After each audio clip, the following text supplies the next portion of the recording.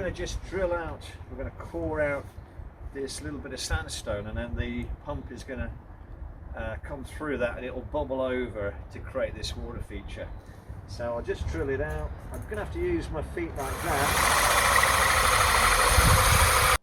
So I used this diamond corer, the Brewer, and it drills to about 300 mil, just the right size. So it'll do, you know, plenty of stones or slabs or whatever you need to do. If you add a bit of water as well, it will cut through even easier.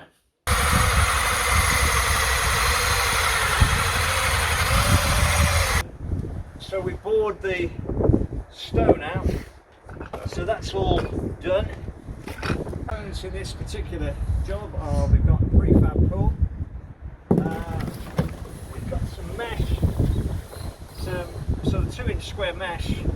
What we'll do is we'll cut a little slot of this out, so the bit that overhangs,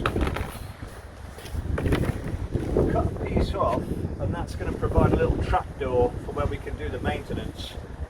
So we'll look at that a little bit later.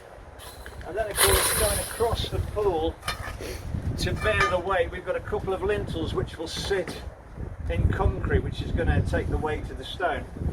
And then just down here, we've dug it out and just putting a little bit of a base in, and then we can just have a look at that, just to check that we're level in the bottom. It's always good when you're doing a prefab to concrete the base so you haven't got like an air pocket underneath it, and then it's nice and solid and it's not going to rock anywhere.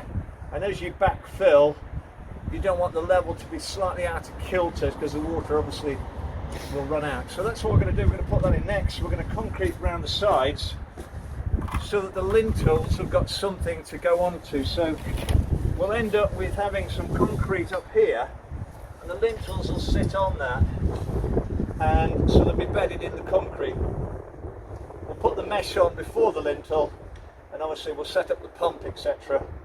So that'll be next. The other job we've got to do, of course, is to chase out a little channel where we're going to put the cable, and that will run through some conduit with yellow and black tape, caution tape above it. So that's also a job we've got to do. Okay, so what we've done is we've just backfilled with some concrete. I put a bit of concrete underneath it to bed the prefabricated unit on. It's all levelled up, and now so we've got something strong to put the lintels on. We'll put the concrete here either side, so the lintels will sit on that. The other thing that we've done is the cable from the pump has got some conduit through around it, and that will be taken to a socket around the side, and that'll have yellow and black tape, caution tape over it, so that's buried so no one's going to cut through that. The next thing we do is clean out, so we'll give the bottom a good old clean out, and then we can fill it up with water, and that will keep the shape of it. And then it gets covered with the gauze. We'll cut the gauze to shape, we'll make a little trapdoor for maintenance, and we can really set it up then. So we should be good to set it up and, you know, try it all out. So we'll go to the next stage. You can see here that we've created a trapdoor just so you can get maintenance. So that little piece, just put a couple of electricity ties on it, and you can just fold it up. So it's really useful later when you've got to get access to the water pump. Okay, so we've got the water feature in, and you can see what we've done is, rather than use cobbles, we smashed up some of this stone just to make it look like a bit of a spree around here. We've just pinched the end of the pipe to get more of a gaseous bubble, which is something you can do. You can just pinch that, which gives you a better, rather than just a look like it's coming out of a tap kind of thing. We put a little trap door here, just so you can get access to the pump. So we can always move a couple of stones back, lift the trap door, and get in to service the pump and the filter. So that's all done, and the rest of it now, we've just just taken off one or two sharp edges, just trimmed it back a little bit just so that there's no overhang. So if anybody's sort of walking on here or anything like that, then that won't cause a problem.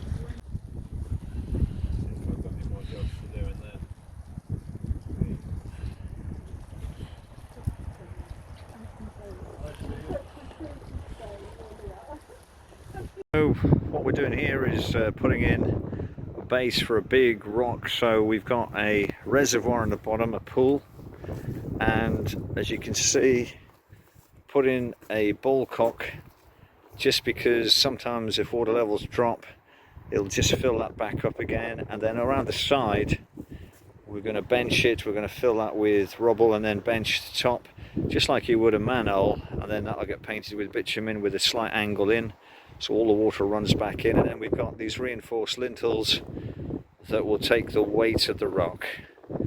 And so that's a sort of one method of setting up for a big rock. All this will be below ground, so you won't see any of the concrete blocks underneath. So what we've done there is just benched it up. So you bench the render, if you like, a 3-to-1 mix wash, sand, cement on some hardcore into the pool, so that any water flicking off the rock will find its way back in the pool. That can be painted with water sealant or bitumen as well if you want to. So just underneath that is just some reclaimed tarmac just to fill up the voids, and then a topping of wash, sand, cement 3-to-1. So you can see here we've got the water feature, dogs barking well, and that's just going to dribble down there, but a beautiful sort of background as well with those ABs, Nordmanniana, and the surrounding landscape. So in order to set off the next water feature, what we're doing is I've just laid these porcelain slabs down, Maharaja slabs, and we come up the steps. Got to do the porcelain steps another time, and then you'll come up and you can see here's the water feature.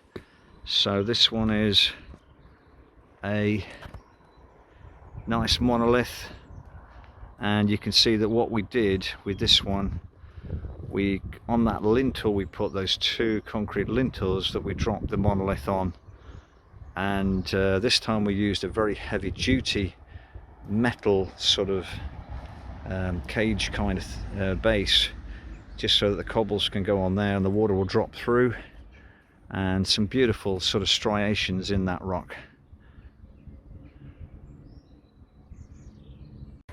So why not have a go and put a little water feature into your garden? You just need a reservoir, some gauze, some lintels, and you can drill out a boulder or a stone like we did, and you can make yourself a water feature.